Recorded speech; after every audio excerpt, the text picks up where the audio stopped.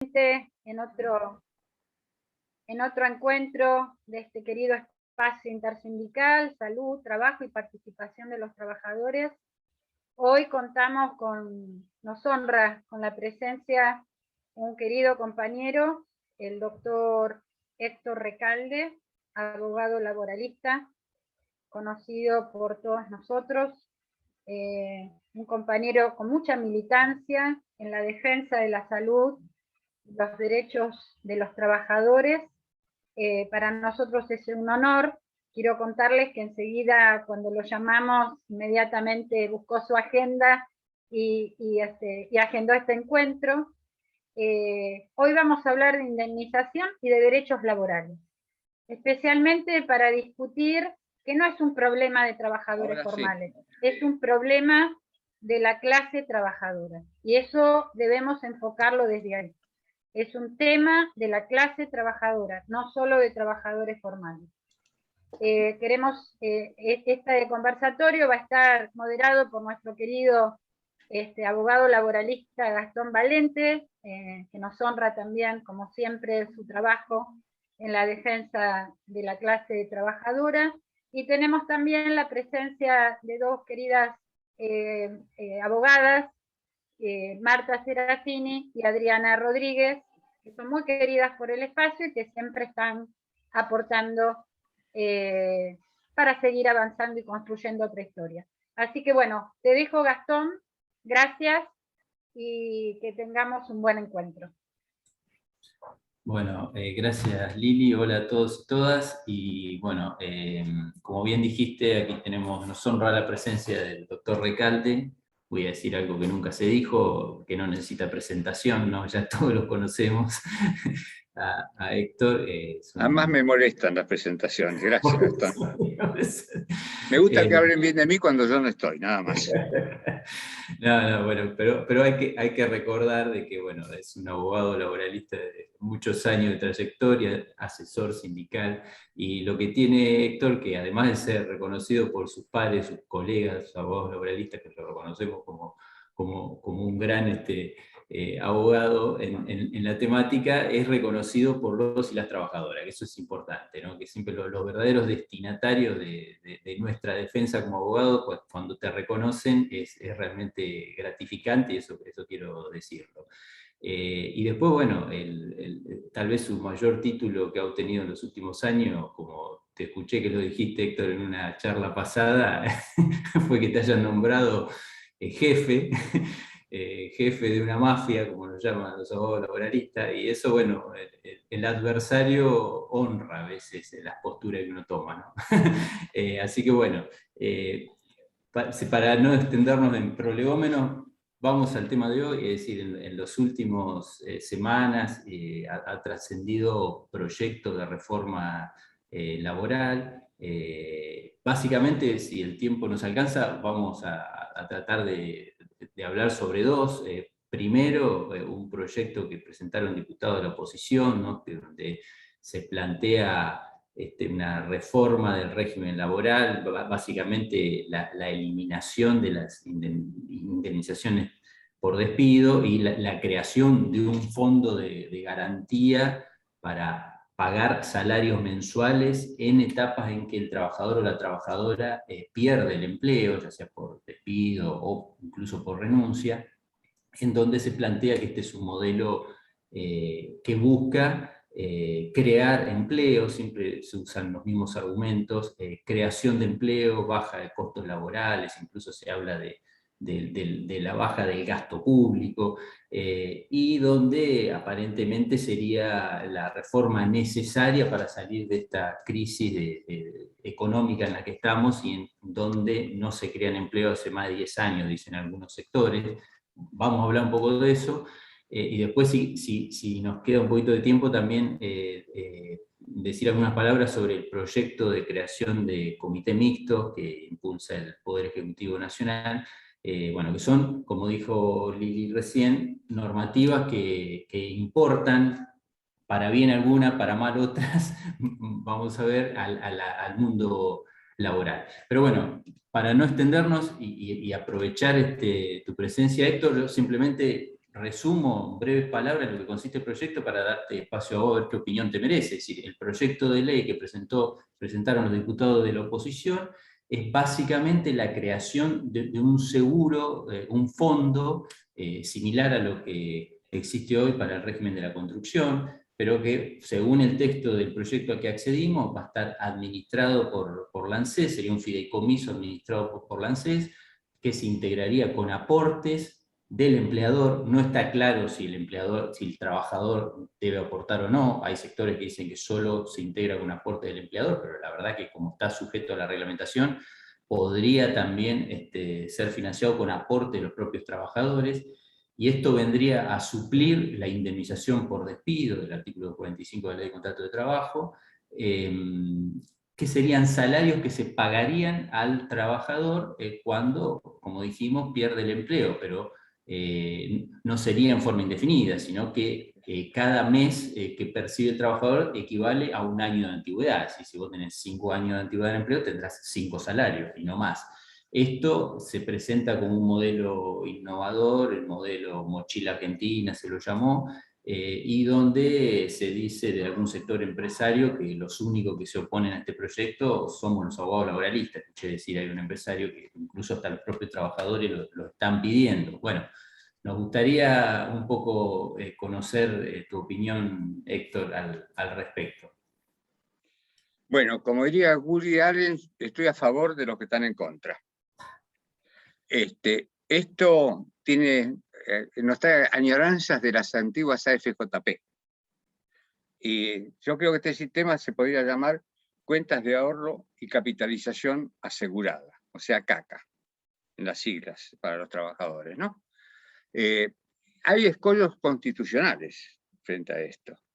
Es decir, con la reforma no solo el 14 bis, sino con la reforma del 94, el 75, inciso 19, que nosotros tenemos que valorizar mucho por la jerarquía que se le dio al rango constitucional al principio de justicia social, y además a la no regresividad de los derechos.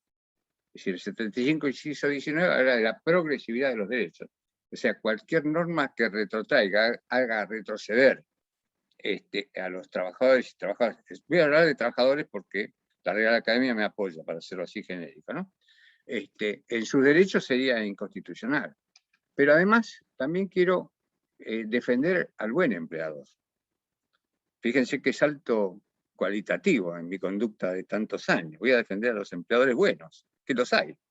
¿Por qué un empleador que no tiene en su habitualidad, en su costumbre, en su ADN, despedir sin ninguna razón, tomar represalias, va a tener que aumentar su costo laboral pagando el seguro? Porque es cierto que en algún momento se pretendió que el propio trabajador aportara. Las últimas proyectos hay dos las vías. En el Senado, que Martín Lustó, creo que presentó uno, y un diputado empieza con S, debe ser de la SS, en la Cámara de Diputados, obviamente. Y ambos apuntan a lo mismo, con distintas versiones, pero están apuntando a que no haya límite para... En realidad, la indemnización por despido es el límite que se le pone al empleador para que no le sea totalmente gratuito prescindir. Yo recuerdo a un funcionario del gobierno de Macri que hablaba que la entrada y salida del trabajo tiene que ser una cosa natural y habitual como comer y descomer. Bueno, la verdad, bastante catológico el ejemplo que da, pero bueno, más allá de eso que los caracterizaba por esa actitud, ¿no? Yo digo, si esto no va a pasar, para hablar con autenticidad, no creo que con la composición actual, incluso la que se produzca después de las elecciones de noviembre, cambie sustantivamente la composición del Senado y de diputados. Y viendo cómo está conformado, es muy difícil que prospere un proyecto de esta índole. Pero de todas maneras, hay que estar en guardia, no bajar los brazos, porque van a tratar... Perón decía que la fuerza de los pueblos es como el agua, ¿no? El agua, uno le puede poner un dique, pero o lo filtra, o lo rebasa, o lo destruye, o lo pasa por los costados, pero es incontenible. Estos muchachos que representan al empresariado se piensan que ellos también son como el agua, pero ni son cristalinos ni tienen la fuerza del agua.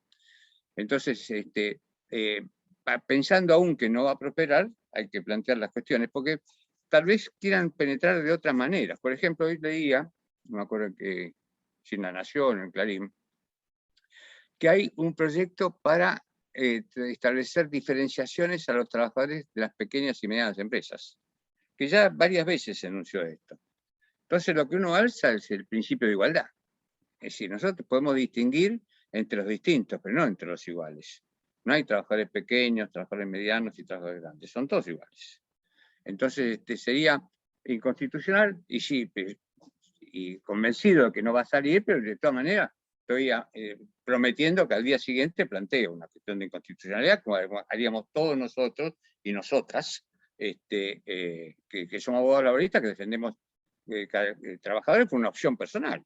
Si nadie está obligado a defender solamente trabajadores. Si lo hacemos es por una cuestión de convicción, de principios. Yo hace ya una pila de años que lo hago. Marta Serafini es testigo de que es así, testigo directo, porque trabajábamos juntos, ¿no?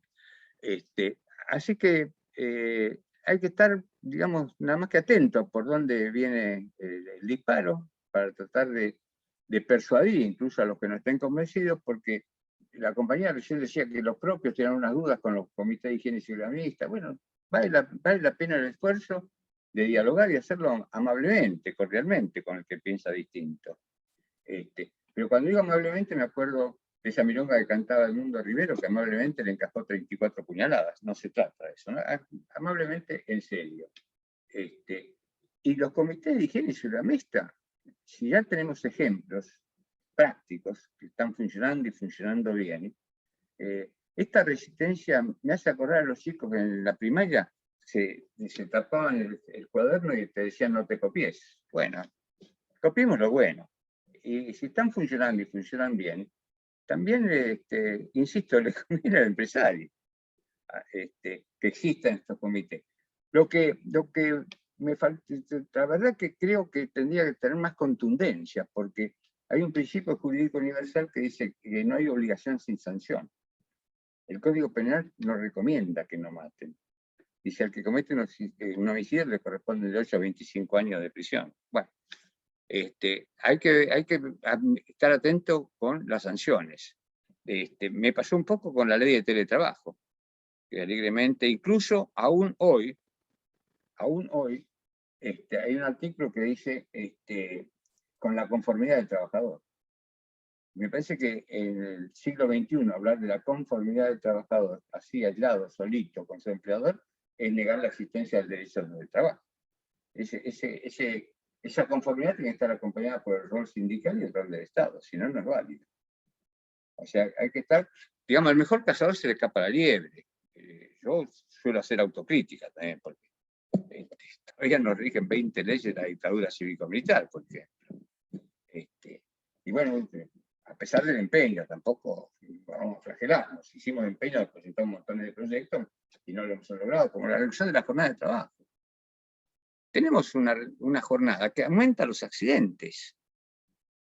Hay una ley en la economía que se llama de la utilidad decreciente. Yo te diría, el laburante también tiene un rendimiento decreciente. No rinde lo mismo, ni se cuida lo mismo, el que está habituado a trabajar con la máquina y trabaja muchas horas. Entonces, reducir una de las banderas, yo soy reformista, pero una de las banderas que tenemos que tomar es la reducción de la jornada de trabajo.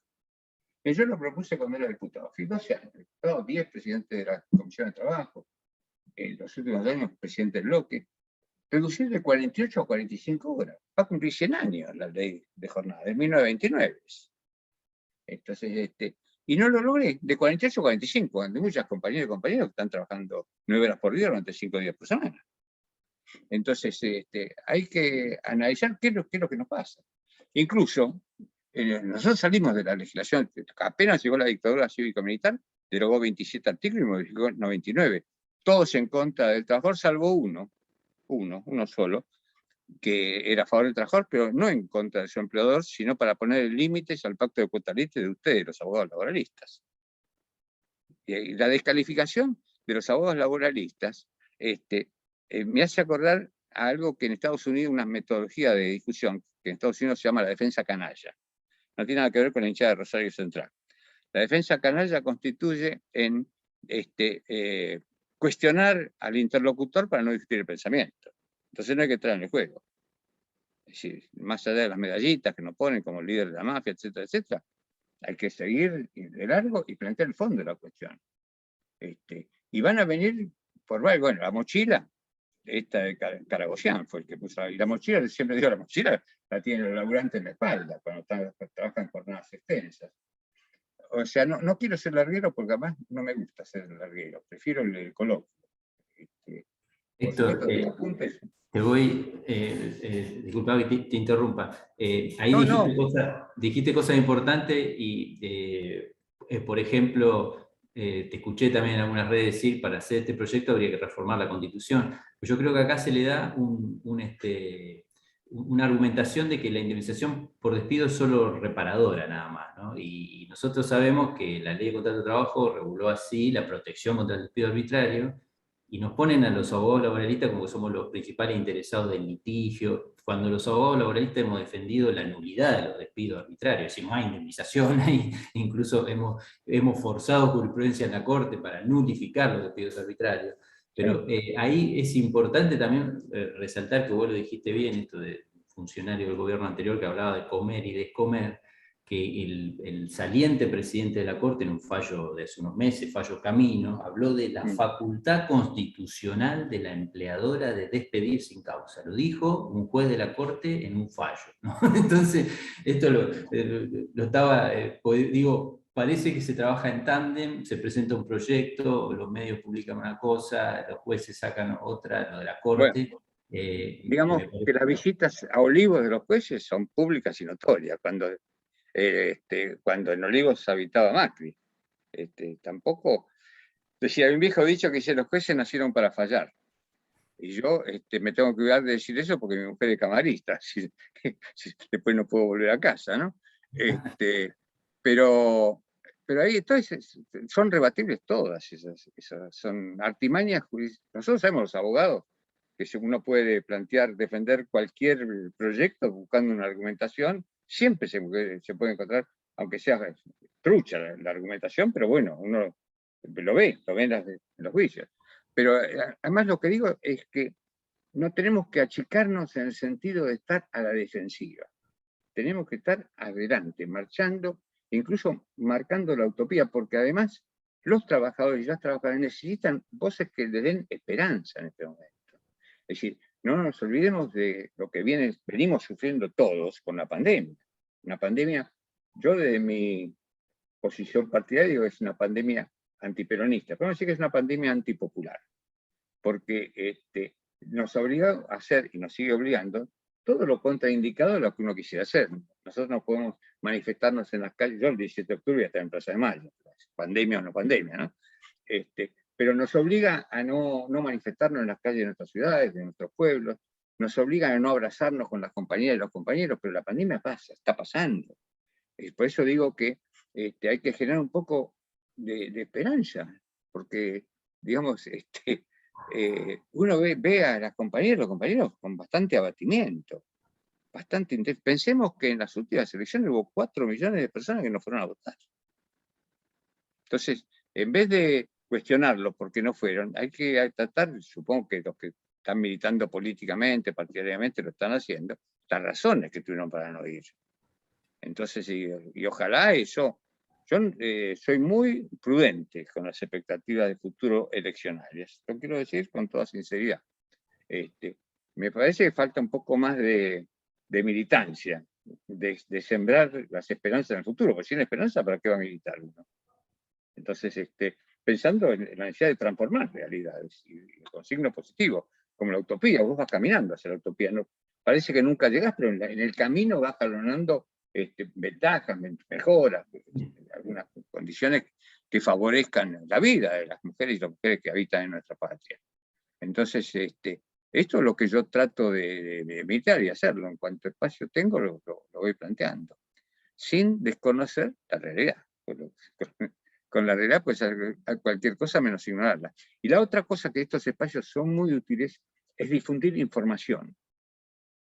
Esto de que el trabajador negro no tiene derecho, es más trucho, imposible. Pero vos tenés que decir.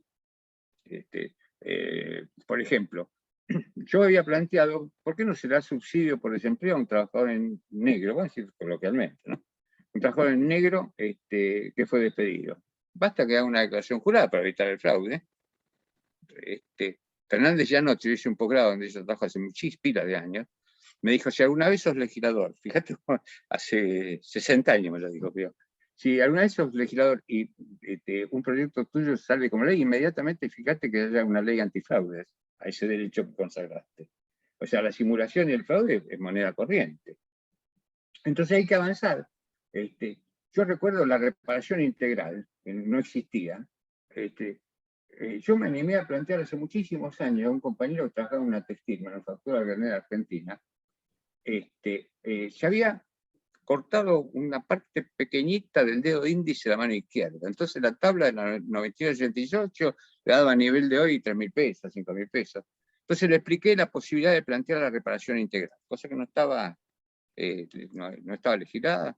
Dije, bueno, y se animó y lo hicimos. Y bueno, y fue Cornelio Alegre. Cornelio Alegre contra Manufactura Granera. Les cuento, si no ¿Cómo sale le de decían acá, en la fábrica? ¿Cómo le decían? cornudo contento le decían en la fábrica. Así que sabías la anécdota, me está siguiendo mucho. Sí. Bueno, mi biografía, cuando viste yo parta, podéis hacer la biografía. Así que, y sobre todo el humor. Es decir, el humor, si uno no exagera, es muy sano y ayuda a construir. Entonces, bueno, después de estas sabias palabras, mejor hablemos. No, bueno, quiero obviamente abrir al espacio quien quiera hacerle una pregunta al doctor. Ahí la veía a Adriana y me acordaba de nuestro maestro, que seguro Héctor lo conoce muy bien, Moisés May, que falleció el año pasado. Claro, bueno. Su gran tesis doctoral fue la estabilidad, y él siempre hablaba de la estabilidad en el empleo, es el derecho a otros derechos. La madre de todos los derechos. Un trabajador sin estabilidad no puede reclamar nada, porque te vas al otro día del trabajo. Entonces, plantear esta reforma de que vas a seguir cobrando un salario sin empleo como si fuera mejor que una indemnización, una protección contra el despido arbitrario, me parece una falta de respeto.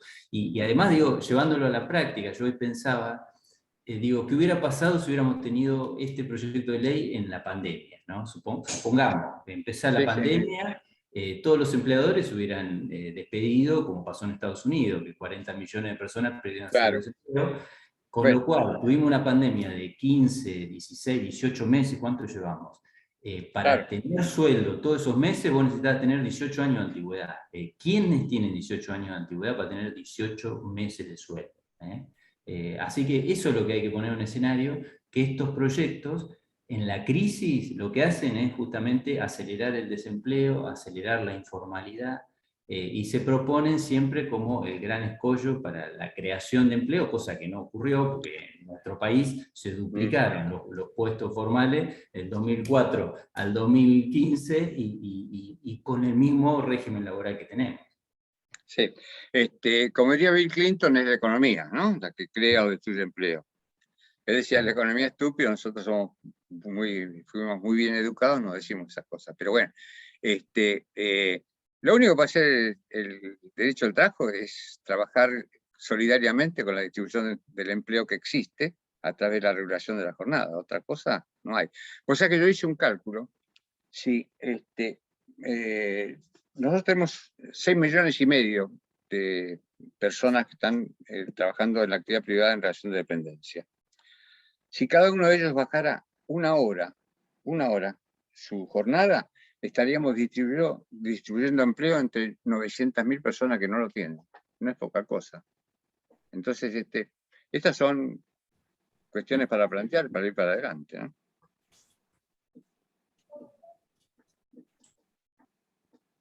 Hay un argumento... Además, quiero agregar una cosa. Nosotros la tenemos muy fácil, porque ayer me tocó hablar en otro espacio sobre la historia. Y nosotros tenemos una historia de luchas, sacrificios, muertes de nuestros trabajadores, pero en todo el ámbito nacional, de la forestal, la Patagonia trágica, la semana trágica. Hoy no se corre riesgo de vida. Es decir, tenemos indemnidad en ese sentido. A lo sumo se puede perder el empleo, pero nada más. pero la libertad, el patrimonio, entonces están preservados. O sea que el campo orégano para seguir trabajando en esto. Cuando vos me hablaste de Meir, yo a Moisés Meir, bueno, éramos amigos, pero lo reemplacé en la Asociación Obrera Textil de Quilmes, a Meir, que trabajaba con otro compañero, ya también fallecido, y bueno, viste esos juegos políticos en los sindicatos. Yo estaba con Framini, mirá si estoy hablando hace muchos años, y bueno, nueva conducción, reemplazo de los abogados, por supuesto. Meir seguía atendiendo una vez por semana por los juicios pendientes. Eso, yo lo planteé a los dirigentes que yo quería que pasara eso. Por eso, además mantuve la mitad con Moisés, hasta el último momento. El único problema que tenía era que era cordobés, pero bueno, nada más que eso. Era un gran motivador, Moisés. Pero bueno, hablando del cordobés, yo me acordé, estábamos hablando de dirigentes sindicales ayer, y yo reivindiqué muchísimo al Pío Torres, bueno, Ongaro, y me acordé que a la avenida Circunvalación de la ciudad de Córdoba, por un proyecto mío, le pusieron el nombre de un querido compañero que no estaba en el peronismo, que era Agustín Tosco. Pues sabés que me vinieron a ver los hijos de Agustín Tosco, después de eso, diputado. Y la verdad es reconfortante porque, más allá de que no era peronista, que me importaba, me hizo un defensor de los trabajadores, incluso él estuvo con Ongaro presos en Devoto, en época simultánea que padecimos muchos esas prisiones. Pero bueno, compañeros que uno tiene que reivindicar, Ubaldini. Vale la pena recordar a esos compañeros y compañeras que la padecieron, ¿no? Así que bueno, la historia sigue andando. Ni hablar del coronel Varela, por ejemplo, ¿no? Por suerte, digamos, hay algunos reconocimientos que se han hecho, pero muy poquitos, muy poquitos. ¿Cuántas calles llevan el nombre de un dirigente sindical? Es difícil. Pero bueno, la CGT en algún momento los reconoció. Y en un acto, yo me acuerdo, tenía la foto, por ahí me la mandaron del estudio el otro día, un acto que hicimos en la CGT, donde estuvieron todos. Bueno, estuvo Fernández Madrid, Cristina Fernández de Kirchner, Néstor Kirchner, bueno, estaba yo también, Agustín Rossi, Hugo Moyano. Tengo la foto acá. ¿Se ve? Prueba documental. Pero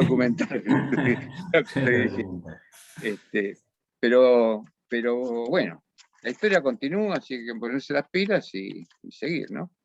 Bueno, pero vos sé que hiciste un análisis muy exhaustivo estás hablando de historia y de lo que fue el encono contra los derechos laborales, la legislación laboral, sobre lo que fue la mutilación de la ley de contrato de trabajo por la dictadura, y bueno, incluso cuando fuiste diputado, presidente de la Comisión de Legislación de Trabajo, lograste recuperar importantes artículos de la ley de contrato de trabajo, con un trabajo hormiga, digo yo, porque a veces plantear reformas macro es difícil, porque se necesita la fuerza política, se necesitan conformidades, pero bueno, reformaste artículos muy importantes de la Ley de Contrato de Trabajo, el artículo 66, el 75, el 9, de la irrenunciabilidad, bueno, todo ¿Sabés? eso...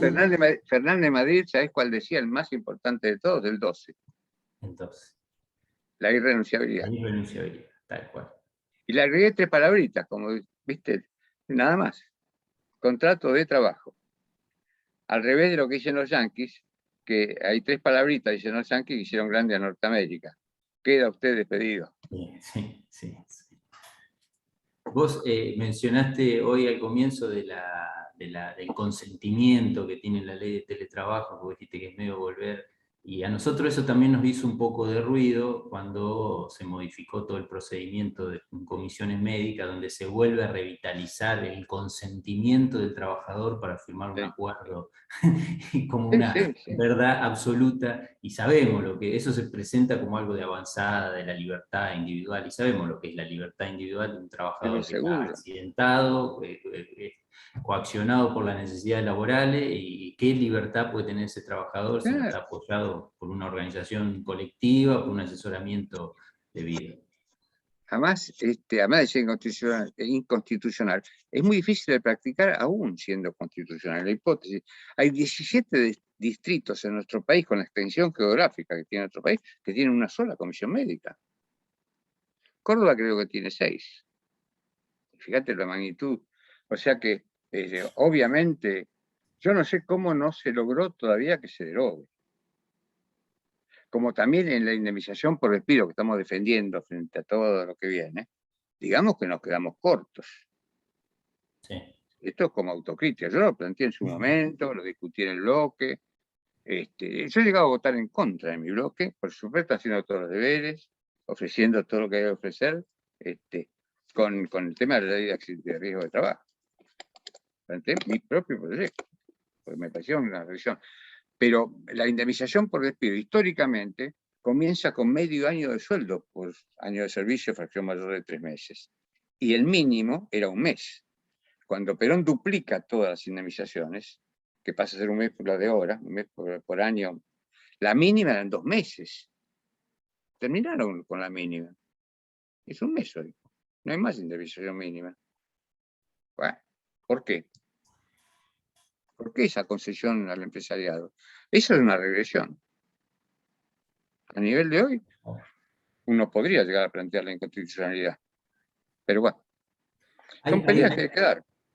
Hay un argumento que esbozan lo que presentan estos proyectos de que con este fondo se garantizaría el cobro, por lo menos de los salarios, ante casos de empleadores insolventes o cuando cierre de actividad y todo eso.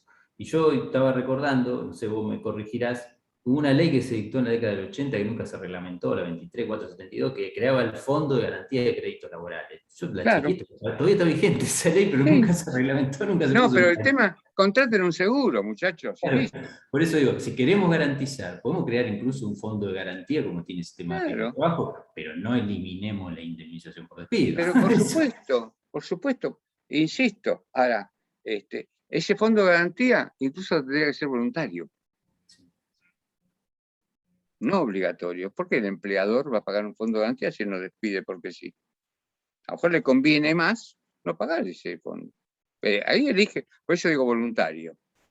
Porque por un lado cubrís, bueno, el que no contrató el seguro le cae con todas las de la ley, más la existencia de un fondo que se haga cargo cuando el empresario no paga, porque no sea ilusorio. Y la otra cosa que hay que hablar es de lo que están durando los pisos laborales.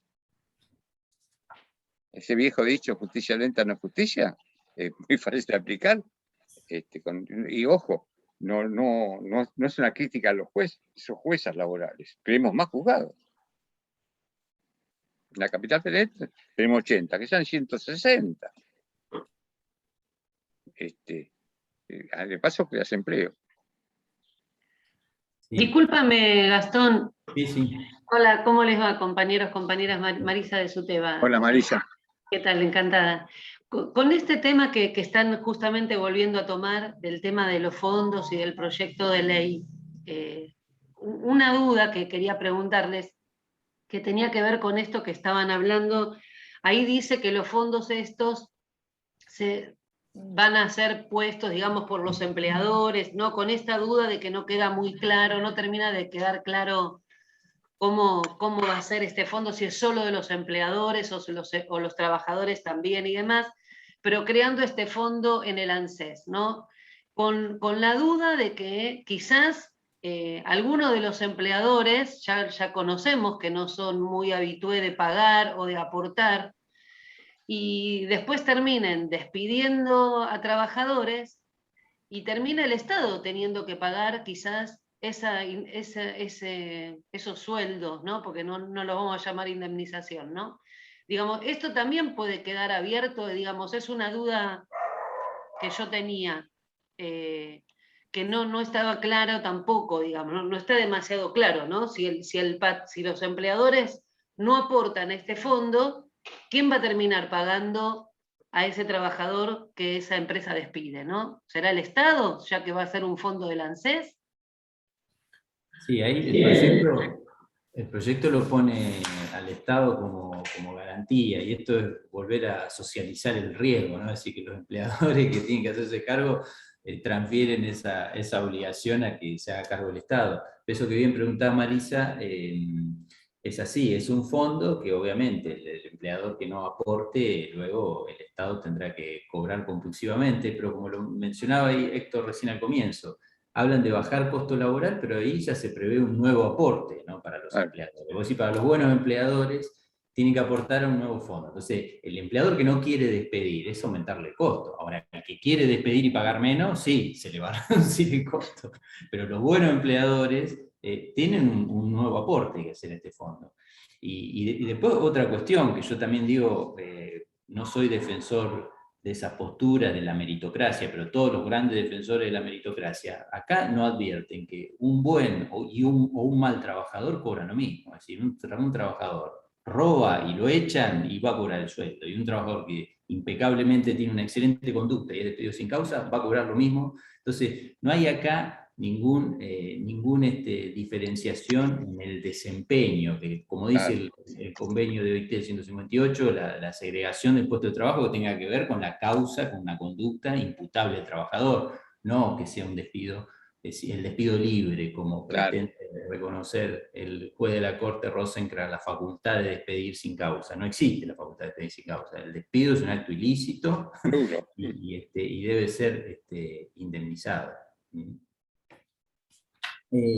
Después hay una cuestión que nombra uno de los proyectos, que también quiero que por ahí poner sobre la mesa, en que habla de que desde que comenzó la pandemia a este año, no habla de la pandemia, ¿no? Como que toda la crisis económica parece que es culpa del gobierno.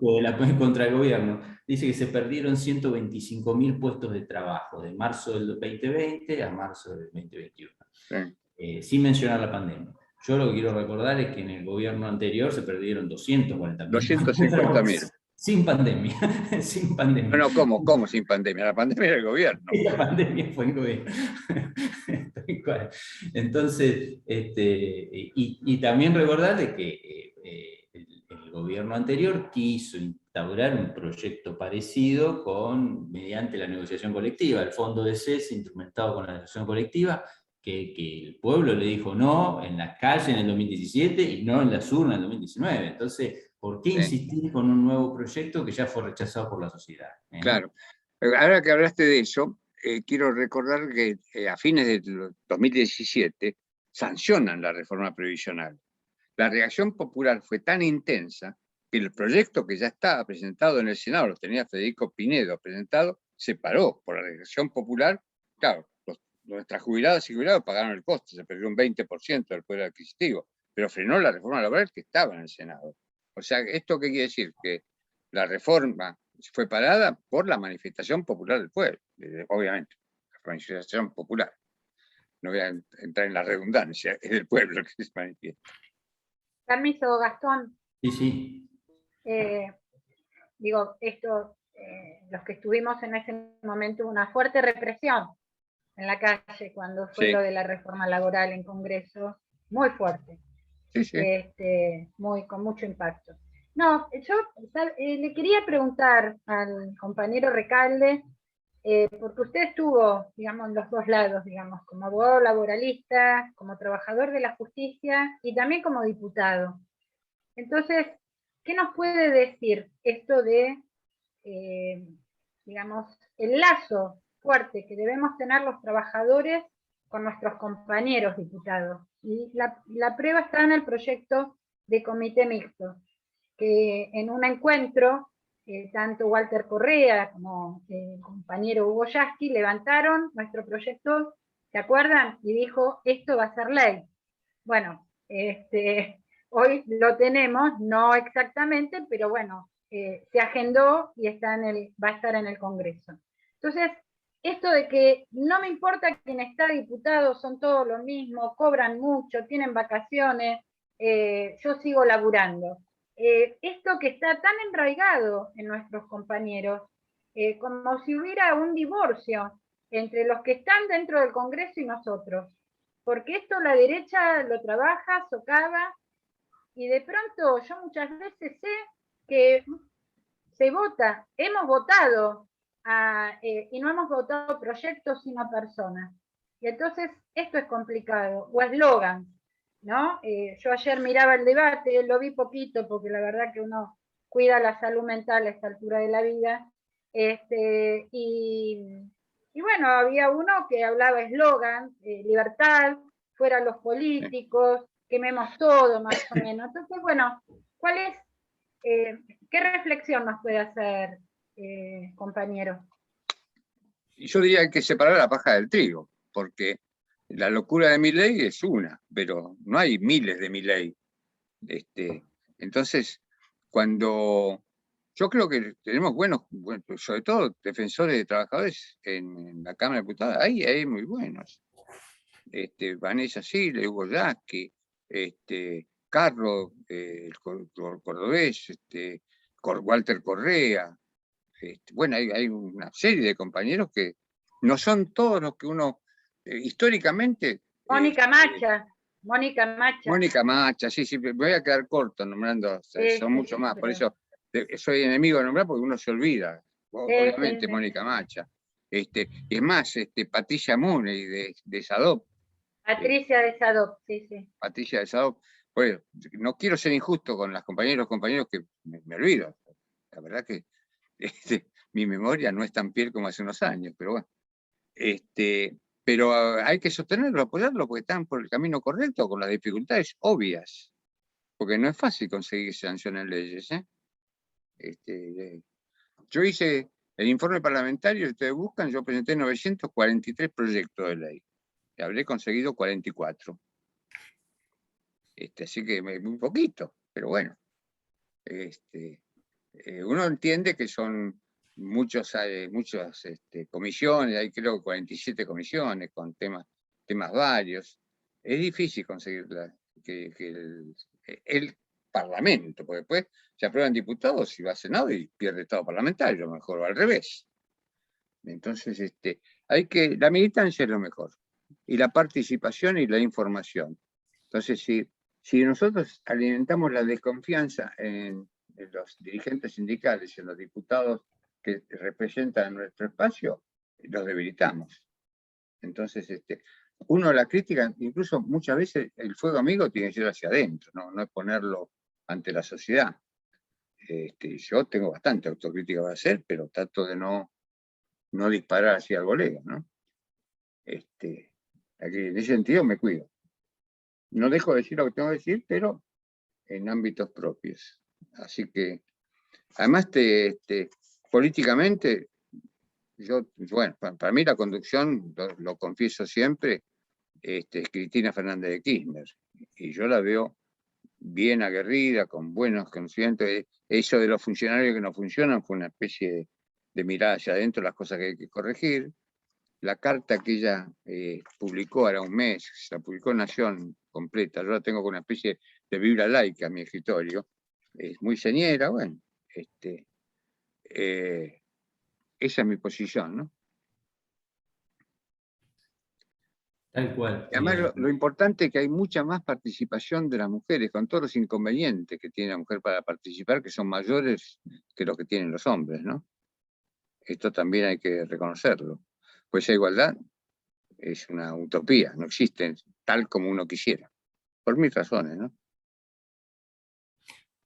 Vos mencionaste recién, Héctor, que bueno, el intento de reforma laboral del 2017, del macrismo, que bueno, la gente lo repudió. Ahora, por ahí te voy a hacer una pregunta difícil de contestar. Digo, ¿vos a qué crees que es presentar estos proyectos que van en contra de la Constitución, que no tienen... ¿Vos crees que ellos ven que hay un apoyo popular ahí, un caldo de cultivo, que en periodo electoral aparte lo presentan? ¿A qué se debe que presenten? Yo creo en la buena fe, el principio de inocencia,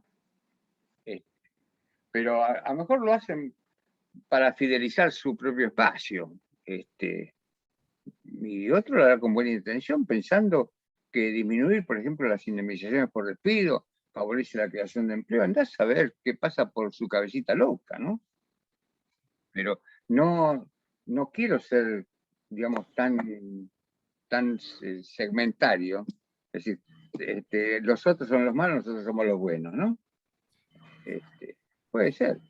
Yo creo, por ejemplo, que Federico Pinedo es un tipo de buena fe. Pero bueno, tampoco tengo tanto conocimiento íntimo para poner las manos en el fuego. Pero en principio creo que sí. Ayer, por ejemplo, me vinieron a ver algún exdiputado de Cambiemos. Bueno, pero aparentemente tenía un problema laboral y vino a verme, lo recibí y charlamos. O sea, uno puede tener, hay tipos que son insoportables. Hay tipos que son realmente, pero muy difíciles de bancar. Me ha pasado. He tenido que tragar, yo digo, estoy dispuesto a tragarme sapito, pero cocodrilos no. No voy a nombrar a nadie, casi a nadie. Pero tuve algunas anécdotas con creo que actualmente es candidato a diputado, Fernando Iglesias. Muy difícil de discutir, muy difícil. Es uno de los cofirmantes del proyecto de Stefani, sí, que es el diputado de COIF, está ahí. Y no podía faltar. Hay mucho, bueno, pero hay algunos que me miran con cara de odio también. Uno que tiene un aspecto de lobo. Yo hoy recordaba, y reitero, En inglés, lobo en inglés. Si alguno quiere hacer una pregunta al doctor, aprovechemos que lo tenemos acá en exclusivo. Pero hoy recordaba, estaba analizando este proyecto, que en el 2017 muchos salimos, los abogados laboralistas, la Asociación de Abogados Laboralistas incluso, a resaltar un informe que se había publicado en OIT en el 2016, de dos autores, Adascalite y Pignatti Morano, donde habían hecho un análisis de 110 economías del mundo y las reformas laborales que se habían suscitado en el mundo a partir de la crisis del 2008, ¿no? Y estos autores, que, bueno, digo, en el marco de OIT, habían analizado que lamentablemente las mayores reformas en el mundo habían sido para reducir derechos.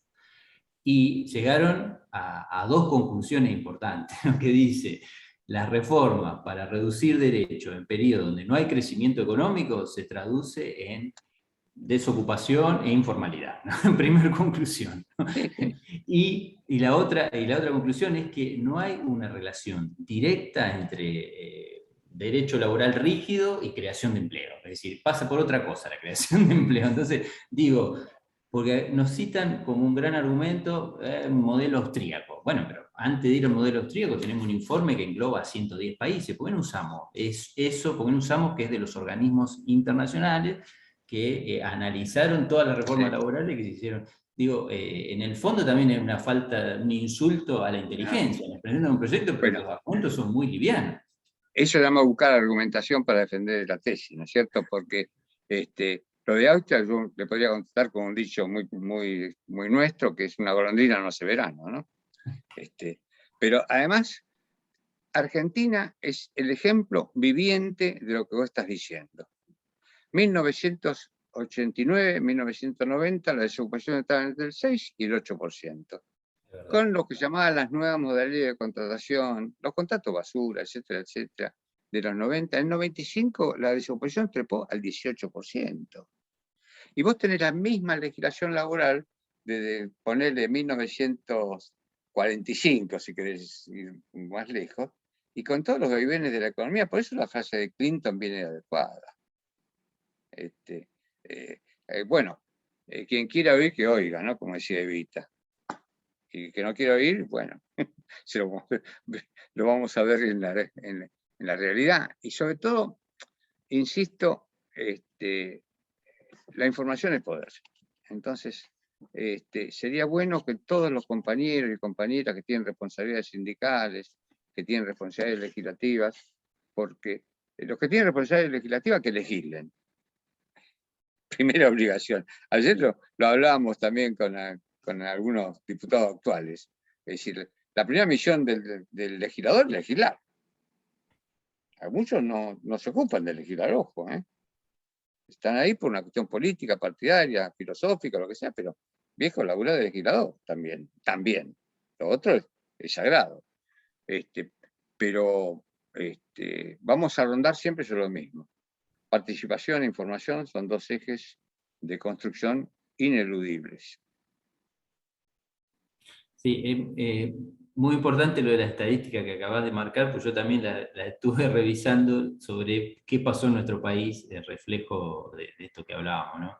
Que en la década del 80 la desocupación era del 8% y que luego de estas modalidades contractuales que se implementaron en la década de los 90 trepó 10 puntos la desocupación, 18%. Y se agravó luego de la crisis del 2001-2002. Al 25, llegó 25, 26. 25, Y si analizamos lo que pasó con la informalidad, porque es otro de los argumentos que tienen estos proyectos, 40%. la informalidad, claro, estaba en los 80, en el 32, 32. en la década de los 90 subió el 38 y terminamos en la crisis de 2001-2002, en el conurbano bonaerense llegó a índice del 49% la informalidad. Luego se bajó a un 33%, que entendemos que es un punto alto, un núcleo duro que nunca logramos y que nosotros siempre fuimos críticos a lo que había que avanzar. Y en todo caso lo que nos dicen los que saben, que hay que focalizar medidas, y yo creo que se hizo y quedó a medio camino, como fue, por ejemplo, la ley de casas particulares para focalizar el blanqueo de los trabajadores de casas particulares. Hubieron medidas que todavía el Estatuto del Trabajador Rural, el Estatuto del Servicio de Casas Particulares fueron también ayudaron, pero son segmentos que... Y la construcción tiene el 80% de trabajadores en negro. La característica es muy precaria, la construcción sabemos, pero bueno, pero esa es la realidad. No, hay muchas cosas realmente para hacer, y estar atentos, ¿no? Ahí tenía anotado, pero voy a ser muy larguero, insisto. Yo me acordaba de la importancia que tiene para el trabajador la organización sindical. Nuestro país tiene una de las tasas de afiliación más altas del mundo, ¿eh? Están en un 30%, pero es así que parece un poco una de las más altas del mundo. Con la dictadura, el decreto plebiscito, aquel decreto que había hecho caducar todas las fichas de afiliación a los sindicatos, el 385 del 77, que después los obligaban a trabajadores a tener una actitud activa de ir a reafiliarse al sindicato con todo el miedo y todo el terror de esa época. Y el padrón posterior fue mayor al preexistente, por eso se llamó el decreto plebiscito. Se plebiscitó a favor de los sindicatos. Lo que no quiere decir que uno caracterice en forma homogénea a todos los dirigentes sindicales. Yo coloquialmente siempre digo que entiendo que hay dos sectores. Uno que denominamos combativos y otro que los llamamos dialoguistas. Yo normalmente trabajé con los combativos. Y con los dialoguistas me parece muy bien el diálogo. Al revés de lo que pasaba con las COBA, las comisiones de base en Italia, que planteaban la huelga y después explicaban por qué. La modalidad nuestra es que el dirigente sindical, los dirigentes plantean las reivindicaciones, los problemas, y si no hay solución, ahí después van al conflicto. Y hay los dialoguistas que está bien, el diálogo me parece muy bien, pero hay algunos que dialogan, siguen dialogando aunque no consigan nada. Y bueno, entre ellos y yo hay una cosa personal, diría hace rato. Bueno, compañero, no sé si alguno quiere aprovechar al doctor o lo liberamos, que ya sabemos que... Si no, un habeas corpus, no tengas problema, ¿eh? Para liberar. No, pues tengo unos minutos más. Si hay alguna pregunta, con mucho gusto. No, por ahí le quería contar a los compañeros, a los compañeros del sindicato de que, bueno, uno que está más en el litigio, en el fuero, como vos decís, no todos los jueces son lo mismo, y la doctora Craig ha sacado un voto memorable hace poco en contra, se reveló el voto de la Corte que justificó las comisiones médicas. Quiero decirlo públicamente, que no todos los jueces son lo mismo. Vos decís que te competen las generales de la ley. La doctora Craig y Luis Raffaelli. Y Ruiz Rafael, tal cual. Así que eso hay que decirlo. Por eso digo, hay que estar interiorizado también en la justicia, porque la justicia es una herramienta, no es solo de abogados, una herramienta clave de defensa de los derechos laborales, y como lo vimos en las semanas pasadas, también hackeada ahora con esto de este posible recurso que quieren legislar al Superior Tribunal de Justicia de la ciudad, ¿no? Esto yo creo que forma parte del mismo... Si estuviera vivo... Es un escándalo, la verdad es un escándalo. Pero bueno, hubo una buena manifestación contra esa resolución del gobierno de la ciudad, y sí, realmente es un escándalo jurídico, ¿no? Pero lo que creo que una de las cosas que tenemos que plantear, casi para el futuro, es la ampliación de la Corte. Siguiendo a Raúl Zaffaroni. Tenemos que tener una Corte, serán 15, serán 12, no sé, pero hay que ampliarla. Hay que ampliarla, eso equilibraría un poco más la cuestión social. Pero bueno, es un tema. también digamos que no es fácil gobernar, ¿eh?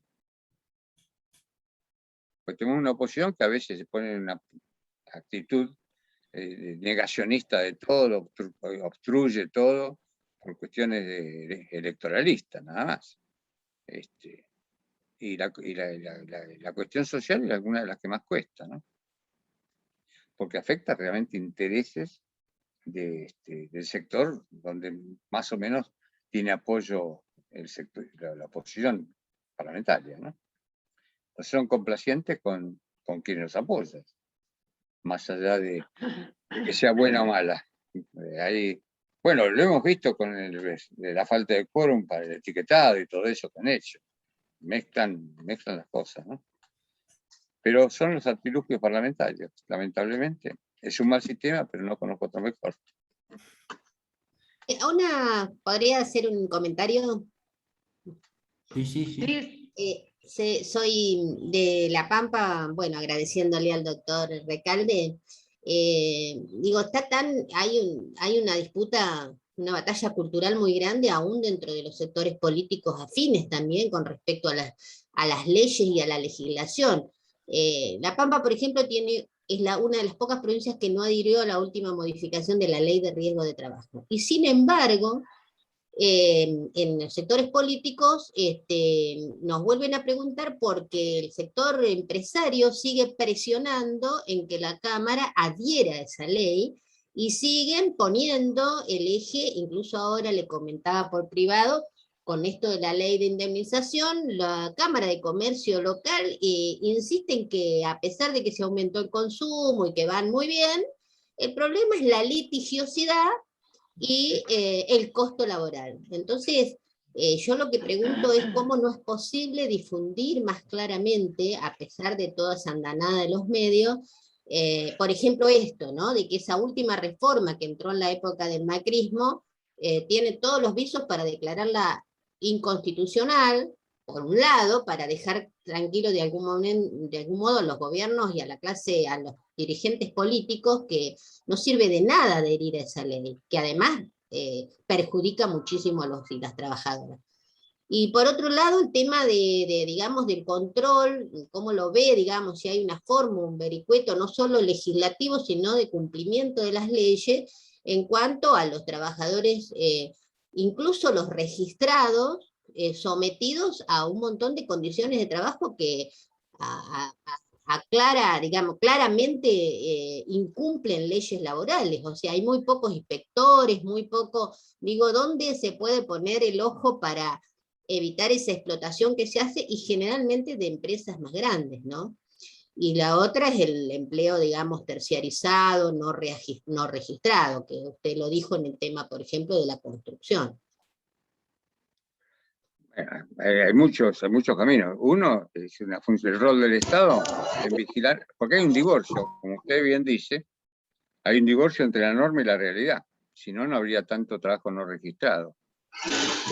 Busqué con un proyecto que no tuvo andamiento, alguna vía oblicua para terminar con esto, que es darle derechos al trabajador no registrado para que cobre el subsidio por desempleo. Porque tiene que hacer una declaración jurada, no sé si lo dije recién, pues de esto hablo siempre. Si me repito, me paran. El trabajador no registrado, con una declaración jurada, va a tramitar su subsidio por desempleo. Por supuesto, la declaración jurada es un delito si miente, ¿no? Pero le está informando al Estado dónde hay trabajo no registrado, trabajo negro, facilitando la inspección que tiene que hacer la autoridad laboral. Es una forma de de tratar de descender el trabajo no registrado, que aumentó.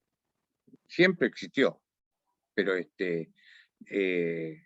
también muchas veces el trabajador es víctima de sus circunstancias.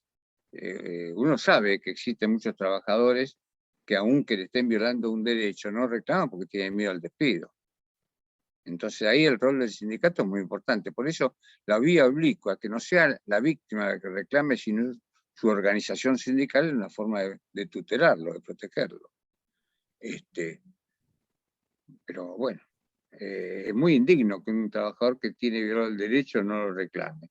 Y ese miedo a veces se prolonga aún habiendo perdido el trabajo. Porque el temor que tiene en esas circunstancias es que el nuevo posible empleador pida informes al anterior, y el anterior le diga, este me reclamó judicialmente, y entonces, como tuvo el atrevimiento de hacerme juicio, no lo toma. Es muy indigno una sociedad donde alguien tiene miedo de reclamar su derecho violado, ¿no? Bueno, compañeras, compañeros, no sé si hay alguna otra pregunta, si no, lo liberamos al doctor, así no lo acobardamos y lo podemos invitar otra vez, más adelante. Sí. Pónganme formol. Así podemos. Esperemos que no sea para debatir proyectos de derecho a la baja, sino para debatir proyectos que mejoren. Para festejar. Claro, tal cual, tal cual.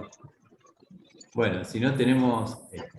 Yo lo voy a invitar, lo voy a invitar al doctor a la audiencia pública que vamos a hacer antes de la reglamentación, y lo vamos a invitar también para el debate.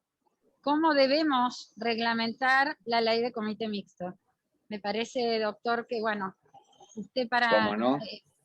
puede aportar muchísimo, y bueno, desde ya lo invitamos y creo que No, si hay todos que los aportar, compañeros- no, porque ando mal de fondos. No, aportar conocimiento y experiencia. Bueno. Bueno, gracias, doctor. Bueno, Gracias. muchas gracias. Gracias, Gastón, por la un invitación, abrazo. la coordinación, Gracias. a los compañeros que organizaron, las compañeras, y a todos los que estuvieron aguantando este debate. Bueno, un abrazo a todas y a todos. Gracias. Y ahora voy a ejercer Muchas el derecho. gracias. Voy a ejercer el derecho a la desconexión. Conexión. Está bien.